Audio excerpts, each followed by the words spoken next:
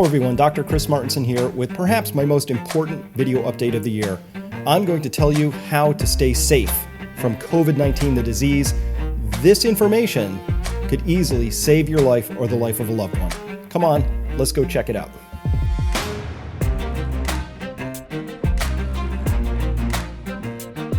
Yes, this episode is about wearing masks. What's going to be in here? Well, let me show you what we're going to be up to. First, if you wear a mask, you will not get as sick from COVID, the disease. 2, you might not even get sick at all. We've got lots of data around that. Here's the data, here's the logic. Let's look at this. We're going to cut through the noise. We're going to use common sense. We're going to make this as simple as possible. Okay, let's get started. Here's why I've always recommended wearing a mask, because of the logic that went like this. Number 1, hey, you're going to spread it around less if you happen to be a carrier of SARS-CoV-2, the virus, okay? If you have that mask on, you're going to do less spreading. Why? Because as you cough, as you sneeze, as you exhale, as you talk, as you sing, whatever is causing the air to come out of your lungs, across your vocal cords, is going to spread less of this disease around. That's step 1. Step 2, well, because you're spreading less out there, instead of that really dense pack of red balls up there at the top, up here, you are going to be down here spreading smaller, fewer particles out. That's called a lower inoculum. An inoculum is your starting dose. So if somebody else catches that and they start with a lower inoculum, that is a much better thing. Some great data around that today. 3, it ends up covering the main routes of ingestion, which would be your nose and your mouth. Okay, that's what a mask does for you. That's been the logic. It was all the way back on March 15th in 2020 where I put out this one. This is with Rishi Desai, doctor, chief medical officer, and infectious disease physician, former outbreak investigator at CDC. He clued me into this idea of a lower inoculum way back there. We presented it. This was really good information to have back there. But now we've got some data behind this to help you understand why wearing a mask is so critical for you to wear, so that if you get exposed, you have a much better chance of not just not getting COVID-19, the disease, but maybe being completely asymptomatic. Come on, let's keep looking at the data here. So the logic is pretty simple. The main routes of ingestion for SARS-CoV-2, the virus, in through the mouth, in through the nose. Maybe through the eyes, but really the main routes, mouth and nose. Okay, comes in there, you've got ACE2 receptors up inside your nasopharyngeal cavity. That's why they swab way up there with those swabs to see if they can detect the virus. It also can be breathed into the lungs. You got ACE2 receptors down there as well. And so that's what we see in this picture over here is, would you rather have a huge amount of virus coming into your body all at once or just a few? You'd rather have just a few, and let's talk about that, and here's why. First, this is sort of a disease curve here. We're looking at concentration of antibody here in the body, so this is the body's response, and this is over time down here on the x-axis. All right, what is this telling us? It's saying that it takes time for your body to mount an immune response to any sort of invader, whether that's a splinter in your finger covered with bacteria, it's viruses, whatever the deal is, you need time. Your body just has to spool up those air raid siren defenses in order to mount an effective defense against an invader. So you hear what this graph is showing us is that you have a primary immune response. That's the first one. It's kind of slow, but if you get exposed a second time, it's a much faster, more robust response. That's the whole thing behind getting a vaccine or something like that, is because that first exposure, hey, it takes a couple weeks for your body to develop antibodies, but the next time you see that virus, boom, you get that really big, fast response. So that's getting the body tuned to be ready to mount a defense against these invaders. So let me put it to you this way. What would you rather prefer? Would you rather prefer starting with a high inoculum, a really big high starting dose here seen in purple, where you start way up here on the concentration level, or would you rather start way down here with a low inoculum? What I've graphed out here crudely, because my drawing skills are for crap, is that the high inoculum starts high and shoots way up, very, very high, and it overwhelms the ability of your body's primary response to catch up with that. That's what happens when you get really sick. Alternatively, down here in red, you get this low inoculum. And what happens? Well, because it starts low, it takes it a much longer time to start climbing up, and your body's already mounting a defense against that. Every minute counts in this story. So if you start with a big old inoculum, somebody coughs right in your face, you're a healthcare worker, somebody's singing right next to you in church, and you get this huge dose, you're probably going to have a bad run of this. So that's a piece of data that we put out a while ago, or a piece of information. Now what I want to do is I want to turn to some of the studies that have come out. And we have, fortunately, Dr. Gandhi here has a really great interview that I found over here on ZDoggMD. And Monica Gandhi here, she's a professor of medicine and associate division chief of the Division of HIV, Infectious Diseases, Global Medicine at UCSF. She served as director of the AIDS Research Center, all that stuff. A lot of infectious disease expertise here. But you know what I like about her best? She talks clearly in ways we can all understand. So let's listen in here. And she's in the middle of the interview. She's been asked about how it is that there's a relationship potentially between the amount or dose or inoculum of virus you get and the disease that results. Accurate. It wasn't just old people who got sick. It was people who seemed to have been in close quarters with other people. It was young healthcare workers, or someone who was in someone's face, or in a household where someone was really sick, they'd get really sick. And this inoculum idea it became a profound revelation that it seems like, of course, the amount of virus that you get should be possibly related to where you get sick. And so then I started to look up, okay, well, that must have been known, right? Like you look up in the literature, it must be viral inocula and you get sick, and this has been seen in multiple diseases. And it actually hasn't been written that much about. It's quite surprising. It's totally known in the animal literature. In the animal models, in the vet literature, they always did, even animal models, that the more virus you get, the more sick the animals get. And in fact, there's this LD50, this lethal dose 50 concept, LD50, which is the dose at which 50% of animals die. Even sprayed into cages. Even that such a concept exists speaks to the inoculum effect. Exactly right. It was all. Exactly right. Okay, so let's tune in here. LD50. You know, my degree is in pathology. It's in toxicology as a subspecialty from Duke. So I'm very familiar with the whole LD50 concept, and we've presented this data before. It's really important. Do you have to know all this to really understand masks and why masks are so important? Yeah, you do. Data is great. Context is everything. So let's go there real quick. This is how you would look at, there's no such thing as just a poison. A poison is maybe a therapeutic drug that's just delivered at too high of a dose. Everything has a dose-response effect. So what we're looking at here is a set of curves. So these are called dose-response curves. You got dose down here along the x-axis on the bottom, and going up the y-axis, percentage of individuals responding to the dose. Notice we've got three things spread out here. One, the effective dose, the ED50 here in blue or purple, however that's showing up on your monitor. This is the therapeutic effect. So let's imagine it's Tylenol. We're just taking like 50% of individuals respond very well to, say, 400 milligrams of Tylenol. And 100% of people are responding, say, by 1,000 milligrams, okay? But then there's this other one, the TD50, which is a toxic dose, and you start getting a toxic effect. And notice how these overlap a little bit here. So if I could draw a straight line, some number of people, after you max out at 100% of people responding, and you're out at, say, 2,000, if the dose is way out here at the end is 2,000 milligrams, some people are going to start experiencing side effects from that, okay? Adverse events. So that's a toxic dose, a toxic effect. After some dose that you get to, a number of people are, 100% of people are experiencing the toxic effect. And then you get to the LD50. And that's your lethal dose at which 50% of the subjects in this story die, okay? And notice again, there may be some overlap here. So there's a dose which for some people is toxic, but for half the people, or half the animals, whatever model we're looking at, ends up being a lethal dose. So notice here that we have a therapeutic effect, we've got a toxic effect, and we have a lethal effect.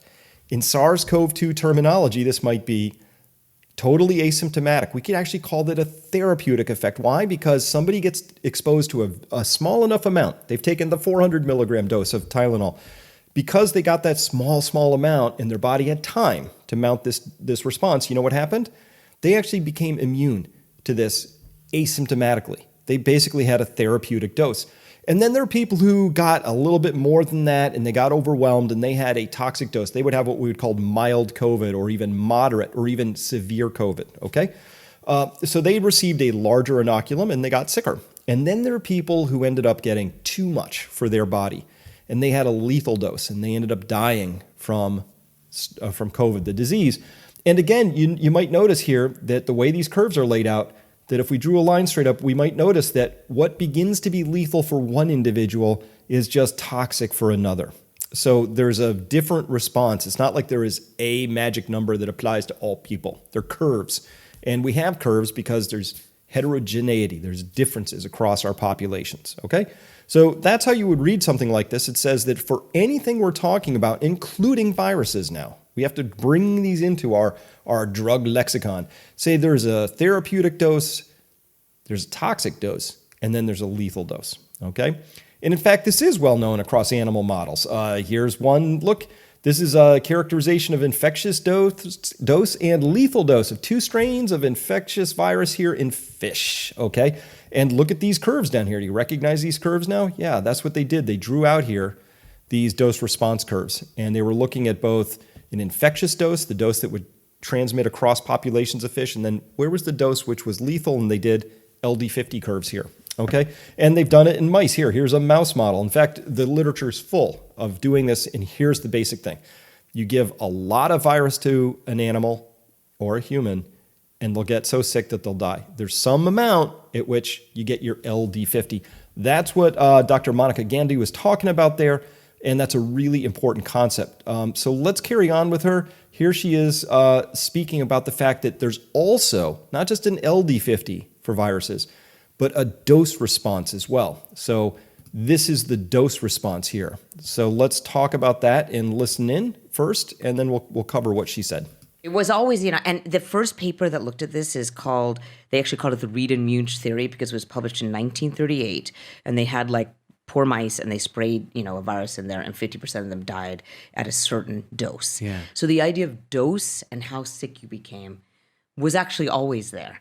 Yeah. It's just that somehow, why have we not talked about it that much? Because we haven't been in a pandemic since we started writing. It's been like a really bad pandemic was 1918. Right. And then all these other pandemics, they actually go away. And then things like HIV, which is a true pandemic, if you really look at the literature, the more virus you get, the more sick you get. So if you get a big dose of virus from an IV infusion, you get super sick. You get a dose of hepatitis C from an IV infusion, and you get super sick. It may actually make you clear it because you get a super sick response and then you clear it. But if you get a little bit of hepatitis C, you don't get that sick from sex.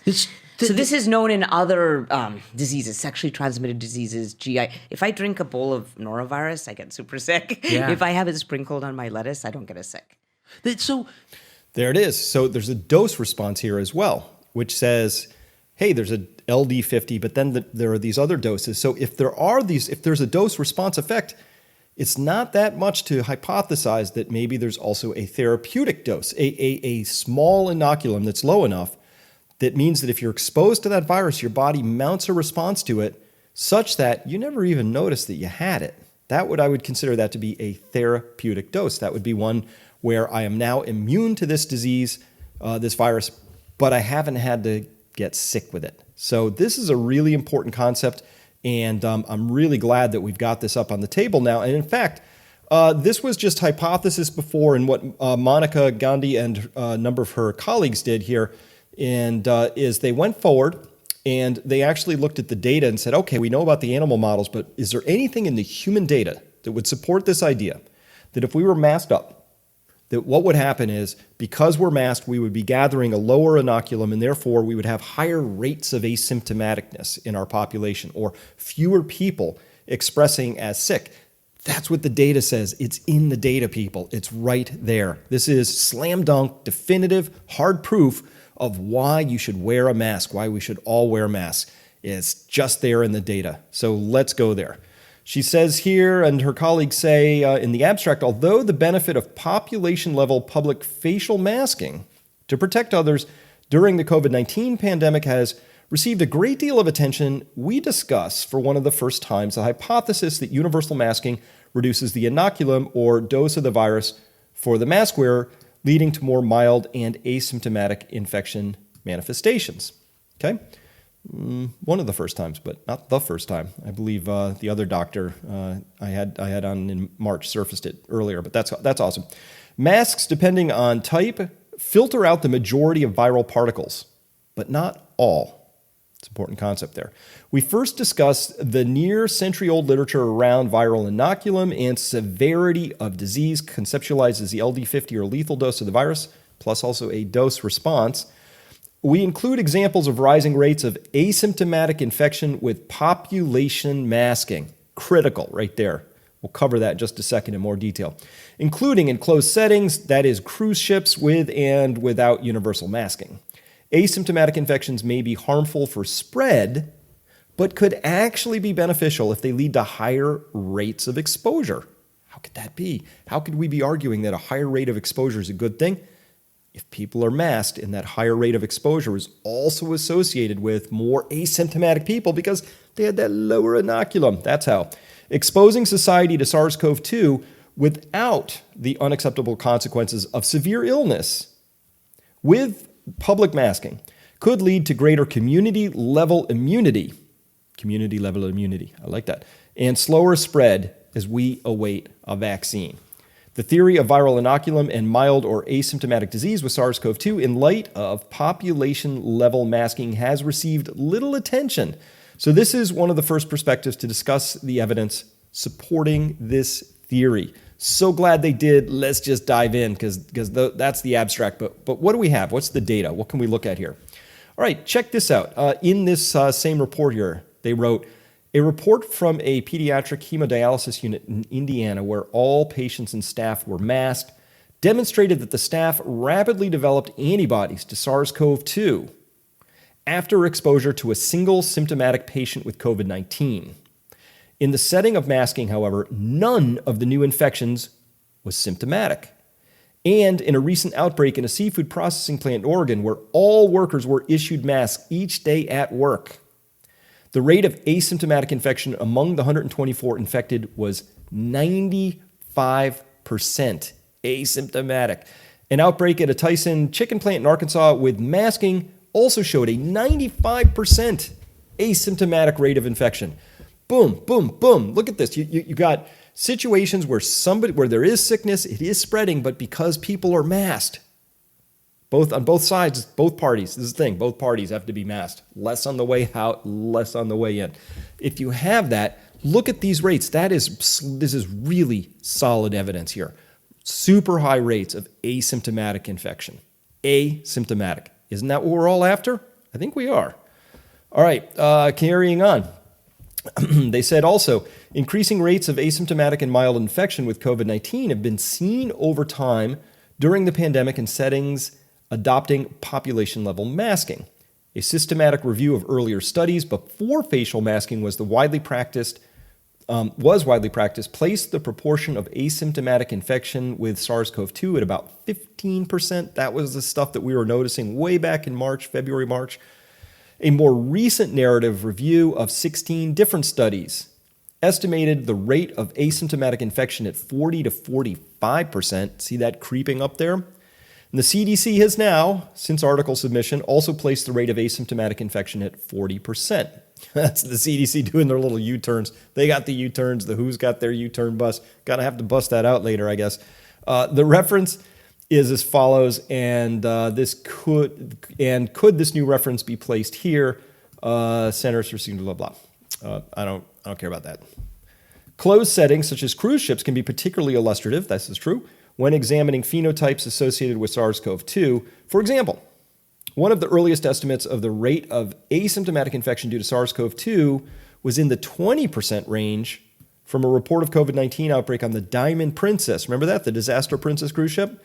In a more recent report from a different cruise ship outbreak, all passengers were issued surgical masks and all staff provided N95 masks after the initial case of COVID-19 on the ship was detected in this closed setting with masking, where 128 of 217 passengers and staff eventually tested positive for SARS-CoV-2 via PCR.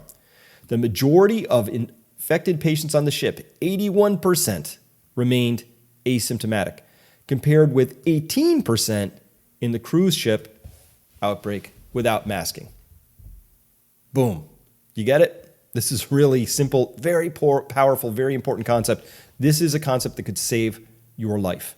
It could save the lives of loved ones. If everybody's wearing a mask, the rate of asymptomatic spreading goes way, way up, super high. And we're seeing this kind of data show up all over the place out there in the real world. They've got some examples there. Here's one I came across on Twitter just the other day, but came to us back from July. I just came across it recently. It says, evidence is growing that face masks may reduce COVID-19 severity too. Example, the Czech Republic, who we featured, they were very, very aggressively good on wearing face masks, adopted a mask rule in March. And even when cases rose, deaths stayed flat. Okay, that's good because cases are rising, but deaths stay flat. That means you have less severity going on in there, in the disease state. So let's take a quick peek here. Remember, if we have less spreading, that means you have lower inoculum going on out there, which also means you probably have less spreading going on because you have fewer people carrying big, massive loads that they're spreading all over the place. So they're also putting a lower inoculum out there. Here's how face masks feed on themselves in a given population. The people who have them on receive a lower dose, so maybe they have an asymptomatic case. They have a lower viral load. Because they have a lower viral load, they spread fewer of them, which gives a greater chance of somebody picking up fewer of them. It's a virtuous cycle in this particular story. So that's how that works. And I want to just make this really clear. It could be that no mask puts you out here somewhere between a toxic effect and a lethal effect, but that when you wear a mask, it puts you down here somewhere between receiving a therapeutic effect and a toxic effect. I mean, you could still, with a mask, it's still possible to end up with a disease, maybe even to die, but it greatly increases your chance of being down here on this part of the dose response curve. It's that simple. It's that powerful. It's that important. Do we have any other data? Chris, any other data that could support this? Yeah, this awesome study that I'm going to talk about more completely from another angle in a different episode, but I'm going to use it here in the mask episode. Just came out. This was Japan's amazing data. This is really cool. What they found here is dynamic change of COVID-19 seroprevalence. So this is looking for antibodies expressing a prior infection with SARS-CoV-2. Seroprevalence among asymptomatic population in Tokyo during the second wave, which may have just been part of their extended first wave. Very cool. Check it out. Nearly 50% of Tokyo was seropositive. They didn't test everybody, but they tested enough to feel they had a legit sample. And the way they went about testing, they were very careful that they were sampling fairly randomly. So the demographics, they rate here, demographic characteristics of participants were composited every 2 weeks and summarized in a table. Seroprevalence increased from around 6% to nearly 50%, 46.8%. Throughout the summer, the most dramatic increase in seropositivity rate occurred in late June, early July, paralleling the rise in daily confirmed cases within Tokyo, which peaked in August. So they have all these cases going up. So what should happen in a deadly disease? People should be dying and going to the hospital, right? Not so much. Let's check this out. From their discussion, they said these findings should also take into context the epidemiological dynamics during the COVID wave. Japan took the atypical step of not instituting a mandatory lockdown. That's critical. No lockdown, but a very heavy mask-wearing culture. It's during this time, businesses, restaurants, and transportation were kept open. Public life continued relatively unabated. Nevertheless, the second wave peaked and subsided on its own. Okay, how do we explain this? With the rise in seroprevalence seropositivity rate nearing 50% within our cohort, the possibility of herd immunity should be considered. Yes, particularly in the highly dense urban scenario like Tokyo. If this were true, then the remarkably low mortality related to COVID-19 should also be examined. Yeah, maybe we should take a look at that. Much like our cohort, which had no reported hospitalizations, none, zero in their cohort. These are people who had antibodies, but no reported hospitalizations, right? Or even any symptoms at all. Clinical severity in Tokyo was low during the same period of time. During the second surge, only 31 fatal cases. So this is I think there's around 14 million. Yeah, it says it right there. 14 million people in Tokyo, 31 fatal cases. It's negligible, right? Assuming an infection rate of 40% within the Tokyo urban population of 14 million, the infection fatality rate, the IFR, during this period could potentially be as low as 0.0006%. Boom. Unbelievable. So they say they observe that's as low as the lowest IFR observed among teens in Switzerland. The future study should consider maybe the widespread use of masks. What role did that play? I'll tell you what role it probably played. It lowered the viral inoculum so that people had a dose response curve that was more in the therapeutic side, if we can even use that term in relation to SARS-CoV-2, compared to having a lethal dose administered. So that is how all that comes out. So yeah, we would say here, what's our explanation for the Tokyo data? It's this right here. They were all masked up. So most of the people, that's the only explanation I have for this. If you're looking at 40, 50% seroprevalence rates in Tokyo, that means upwards of 7 million people got infected, 31 deaths. How do we account for that? Well, not that many lethal doses were administered, obviously. How do we explain that? Masks.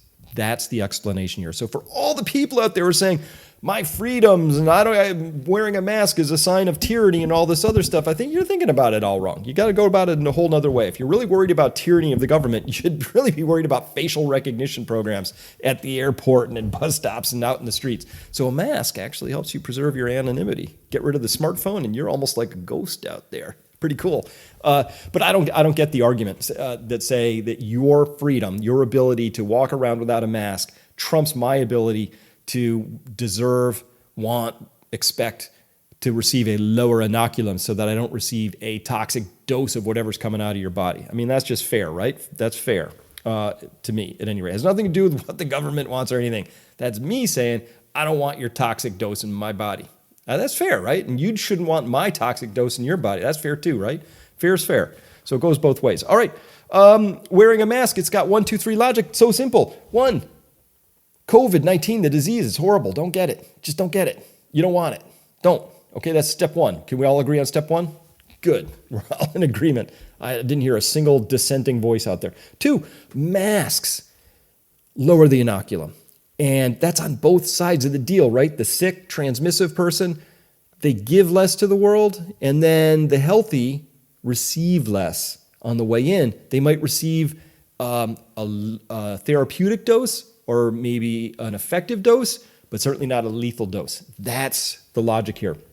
So that's what it is. And even with a mask, hey, no guarantees. You may still get a very bad case. You may still die. We don't know. But your chances of receiving a dose, if we can call it that, of the SARS-CoV-2 virus that lets you have a very mild or possibly even completely asymptomatic bout of COVID-19, the disease, that's the logic. It's as easy as 1, 2, 3. The data and the science all support wearing a mask. That's all I have to say about that because it just doesn't get any more logical, any more defensible than that. That's always been the logic behind wearing a mask. I've been talking about this since March.